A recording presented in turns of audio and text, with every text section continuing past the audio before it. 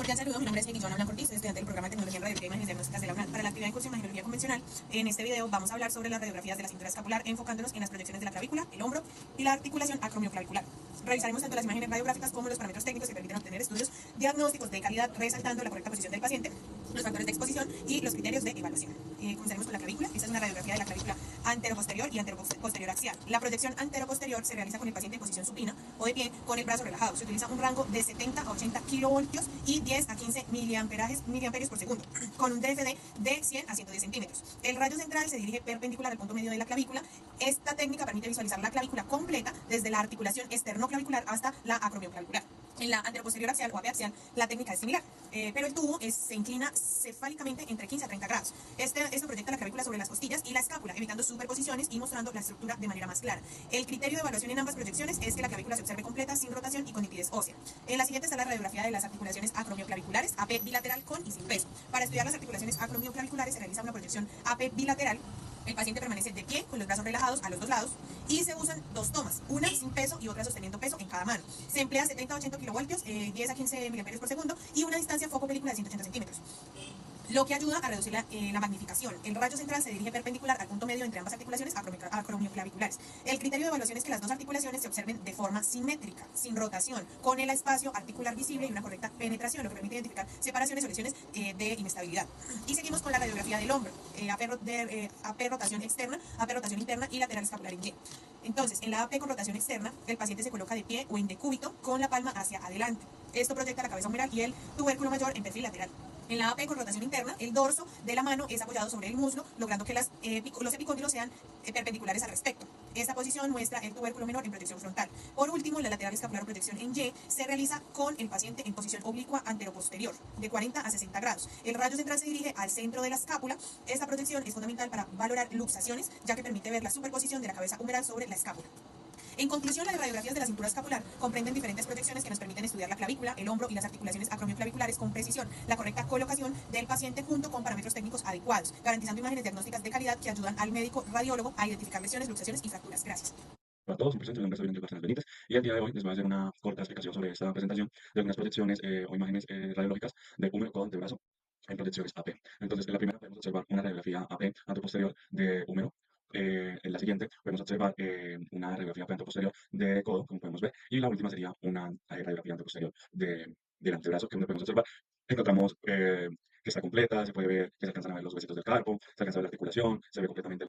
En esa diapositiva podemos encontrar las radiografías del miembro superior como codo, húmero y antebrazo, pero ya en una proyección lateral. Aquí encontramos en la primera imagen el húmero en una proyección lateral. Podemos observar que se alcanza a ver la parte de la escápula, se alcanza a ver la clavícula, algunos costales, y podemos ver que la imagen está bien tomada. En la siguiente tenemos una proyección lateral, que es la proyección de codo. Podemos observar el húmero, parte del radio cúbito y la ulna. Podemos mirar las articulaciones, que están bien conformadas. Y en la siguiente y la última encontramos ya la que es una radiografía lateral de antebrazo, que también podemos observar que ya se ve la articulación del codo, se ve la articulación radicular, se ven los huesitos del carpo, y se ve que es una imagen que está bien tomada y podemos descartar que no hay ningún trauma y no hay ninguna fractura. Entonces, tenemos acá los pares radiológicos en la tabla esquematizada de AP de húmero y lateral de húmero, en que encontramos la proyección, la ubicación del paciente, el kilovoltaje, el miliamperaje de Munds, la distancia de foco, la incidencia del RC, el tamaño del chasis, los criterios de evaluación y la imagen resultante. Debemos observar que el cable para AP lateral de húmero es prácticamente lo mismo. En algunos casos, dependiendo de la contextura del paciente, podríamos aumentar un poquito más, solamente en kilovoltaje, y si dejaríamos el miliamperaje por aproximado, el miliamperaje por milímetro de segundo, si lo dejaríamos de 100 a 110. Podemos observar que el tamaño del chasis sigue siendo igual para los dos, ya cambian son las incidencias del RC, cambia también la imagen resultante, y también pues vamos a cambiar el posicionamiento del paciente. Aquí podemos observar los pares radiológicos de anteposterior del codo y lateral del codo. Encontramos lo mismo: ubicación del paciente, kilovoltaje, miliamperaje, distancia por voltor, la distancia foco-receptor, la incidencia del RC, el tamaño del chasis, la imagen resultante y los criterios de evaluación. Aquí cambia obviamente, la ubicación del paciente para lateral de codo y anteposterior de codo. El kilovoltaje aproximado viene siendo 55-60, pero también eso viene dependiendo de la contextura física del paciente. Porque si es un paciente con el codito un poquito más gruesito, tenemos que subirle un poquitico más de kilovoltaje, pues porque obviamente en lateral puede ser que necesitemos más kilovoltaje para que la imagen sea un poco más nítida. Siempre y más o menos, casi siempre se deja los 4 o 5 segundos, máximo 6 miliamperaje por milésimo de segundo, se dejaría así. El tamaño del chasis para los dos es igual. Cambian las imágenes resultantes, los criterios de evaluación un poquito, pero estos serían los pares radiológicos para posterior del codo y lateral del codo.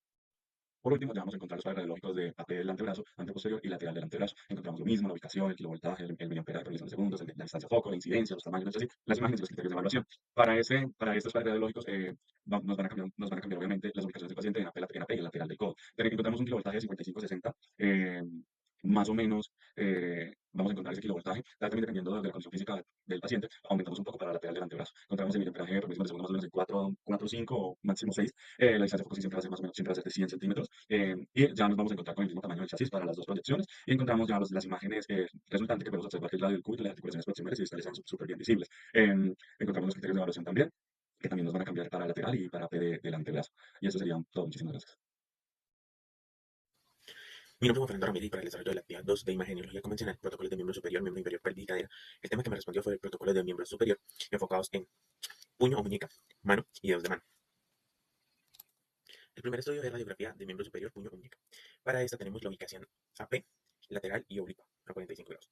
Entonces, para la radiografía AP, como la podemos observar, tenemos que tener la ubicación del paciente sentado con el antebrazo apoyado y la palma sobre el chasis, de forma que de esta lo queremos obtener la imagen, utilizando un voltaje de 55 a 60 kilovatios para lograr una imagen bien definida y lograr la definición adecuada para poder establecer si el paciente tiene o no tiene fracturas, utilizando un miliamperaje de 3 a 5 con una incidencia perpendicular a la articulación radiocarpiana.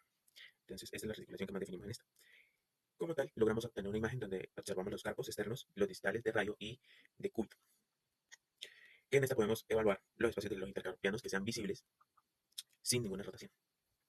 Para la imagen oblicua, es la misma apoyo sobre el chasis, pero lo único que cambiamos es la rotación externa de 45 grados. Utilizamos más o menos el mismo kilovoltaje, que es de aproximadamente 55 a 60 y de 3 a 5 miliamperajes, obteniendo una perpendicular a la articulación radiocarpiana. En esta podemos identificar los carpos con los espacios intercarpianos que sean más visibles. Y como criterio de evaluación de esta imagen, logramos obtener los metacarpianos no superexpuestos. Y ya para la imagen lateral, obtenemos primero que todo la ubicación del paciente, que debe ser con el antebrazo en línea con el radio. Al borde cubital debe estar en contacto con lo que es el chasis. Utilizamos también una aproximada de 55 a 60 kilovoltajes y de 3 a 5 miliamperajes, obteniendo una incidencia perpendicular de la articulación radiocarpiana. Entonces, en esta imagen como tal, para este protocolo de puño-muñeca, la articulación radiocarpiana es la que resalta en esta imagen. Entonces, con esta imagen podemos observar el perfil lateral de lo que es la muñeca y podemos ver que encontramos una parte del radio cúbito que son superexpuestos. En esta tenemos un criterio de evaluación del radio y el cúbito superexpuestos y los carpos en perfil. Para el segundo protocolo, que sería radiografía de miembro superior de mano, entonces, en estas tenemos dos pares radiológicos que serían AP y lateral. Para esta, la ubicación del paciente es importante, siempre apoyando la palma de la mano sobre el chasis. En este caso, la radiografía AP utilizamos un kilovoltaje aproximadamente de 55 a 60 kilovoltajes y un miliamperaje de 2 a 4 miliamperajes, obteniendo una intensidad de la segunda articulación metacarpiana. Con esta tenemos una imagen que nos resulta que son los falanges, metacarpos y los carpos, de forma que podamos lograr evidenciar todas las estructuras anatómicas ya mencionadas anteriormente, obteniendo un criterio de evaluación de los dedos separados y los espacios articulares nítidos, que se puedan definir y que sean de forma clave para tener el diagnóstico adecuado. Para la radiografía lateral, entonces encontramos la ubicación de la mano abanico o el externo, o en extensión, al borde cubital sobre el chasis. Entonces, para toda la radiografía del miembro superior, mencionando estas proyecciones, es importante mantener la mano sobre el chasis. En esto utilizamos un kilovoltaje de aproximadamente 55 a 60 kilovoltajes y un miliamperaje de 2 a 4, obteniendo una intensidad perpendicular a la segunda articulación metacarpiana. En esta imagen logramos obtener un perfil lateral de la mano y de los falanges, obteniendo como criterios de evaluación los falanges superexpuestos y el perfil real de los metacarpianos. Y ya para finalizar, entonces radiografía de miembro superior, dedos de la mano. Entonces, para esta debemos que tener la ubicación, la mano extendida, los dedos a estudiar en contacto con el chasis, de forma que la palma de nuestra mano quede en contacto con el chasis, la mano abierta. Utilizamos un kilovoltaje aproximadamente de 50 a 55 kilovatios y un miliamperaje de 2 a 3 miliamperajes, obteniendo una incidencia perpendicular de la articulación interfalángica proximal. Y con esta imagen obtenemos resultados de las falanges y las articulaciones en proyección AP, obteniendo un criterio de evaluación donde podemos observar las articulaciones abiertas y sin rotación. Y ya para finalizar, entonces, la proyección lateral, la ubicación de la mano debe quedar los dedos separados en posición lateral, individualizados con separadores para lograr esta imagen. Un miliamperaje de 2 a 4 miliamperajes y un kilovoltaje de 50 a 55. Con esta obtenemos una incidencia perpendicular de la articulación interfalángica proximal y la imagen que nos resulta es un perfil real del dedo que vamos a estudiar. Como tal, con esta proyección logramos tener el criterio de evaluación de los dedos perfectamente en perfiles y partes blandas visibles. Entonces, de esta forma podemos concluir que para tomar nuestras proyecciones de radiografía de miembro superior, puño, muñeca, mano, dedos de la mano, es importante la ubicación del paciente, que siempre lo tengamos apoyados sobre una base estable, ¿sí? Logrando el contacto con el chasis. Muchísimas gracias. Buenas tardes, compañero tutor. Soy el estudiante Emerson Castillo de la Tecnología y Imagen Diagnóstica de la Universidad Abierta de Distancia. El tema que me corresponde hablar, vamos a hablar o a conocer un poco la estructura anatómica del antebrazo, de la cadera y la rótula. Aquí vemos una imagen de la estructura del antebrazo de un rayos X de AP anterior-posterior y lateral. El antebrazo está conformado por dos huesos largos, uno que se llama el radio y el otro el cúbito o ulna. Esto pues, permite el movimiento de la pronación y supinación. Gracias a sus articulaciones con el hueso húmero y entre sí, el cúbito está ubicado medialmente y el radio lateralmente, que es la imagen que podemos observar. Podemos identificarlo fácilmente en proyecciones. La proyección AP antero-posterior se observa claramente el radio a la derecha y el cúbito una a la izquierda. La articulación radiocubital proximal es clave para el movimiento de la pronación y supinación. Y en la proyección lateral se aprecia la superposición parcial del radio y el cúbito, característica de estas vistas. Ambas proyecciones permiten valorar la aleación ósea, la integridad de la articulación del codo y la muñeca, así como descartar fractura o lesiones. Aquí vamos a hablar acerca de la anatomía de la cadera. La cadera está formada por el hueso escotal, que se une con el sacro en la parte posterior, y con el fémur en la articulación cosofemoral. El acetábulo es la cavidad donde reside la cabeza del fémur, donde se aloja esta estructura. Esta articulación es tipo de esferoidea, lo que permite una gran amplitud de movimiento. En esta imagen radiológica anterior-posterior de la pelvis, podemos identificar estructuras como el acetábulo, la cabeza, el cuello, el fémur y los trocánteres mayores y menores. Es crucial evaluar esta estructura para ver los traumas o desgastes articulares o enfermedades como la artrosis. Aquí en la imagen podemos observar la cabeza femoral, los trocánteres y el acetábulo. Y vamos a hablar acerca de la anatomía de la rótula. Aquí vemos dos imágenes, rótula lateral de la rodilla y rótula rodilla anteroposterior.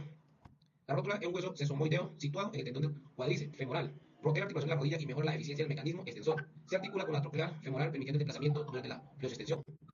En esta radiografía lateral que podemos observar, la rótula se observa como una estructura ovalada ante el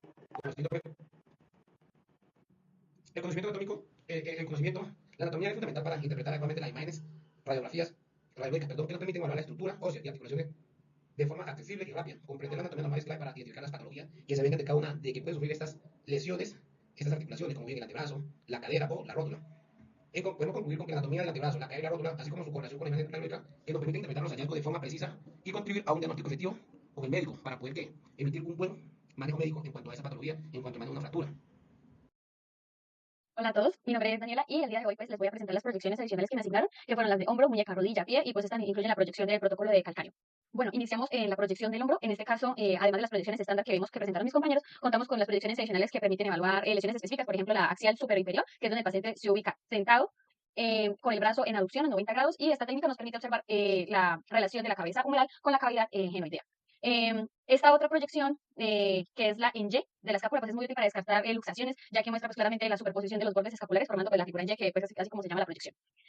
Continuando con la rodilla, vemos que en la rodilla está la proyección del túnel o homeland, que es la técnica adicional, que es la que nos ayuda, es esta que está aquí, la que nos ayuda a visualizar pues, el espacio intercolindeo que hay entre la espina tibial. Y pues esto se utiliza para descartar lesiones en los ligamentos que son cruzados. Y pues por otro lado está la tangencial de la rótula, que es el Leto Merchan, que es en la que permite evaluar la articulación femoropatelar, mostrando la claridad de la relación entre la rótula y los condilos femorales, que se ve pues, de esta manera en la rodilla. Y la otra es la del pie con el calcáneo, que pues tenemos que es la oblicua medial, que se realiza rotando el pie de 30 a 45 grados hacia adentro para estudiar pues los metatarsianos y las articulaciones tarsometatarsianas. Y en el calcáneo utilizamos la axial plantar dorsal, que es esta que está aquí, que en esa se utiliza un método llamado Harris-Bit, que es cuando el paciente está de cúbito supino, angulado 40 grados hacia el talón, que esta proyección pues nos brinda una imagen clara del calcáneo y pues de la articulación subtalar. Y pues ya para el cierre, concluyendo acá con estas proyecciones adicionales, entendemos que pues, son fundamentales para complementar los estudios estándar, permitiendo pues las mejores valoraciones de ciertas lesiones específicas y pues nos aseguran tener diagnósticos más precisos. Gracias.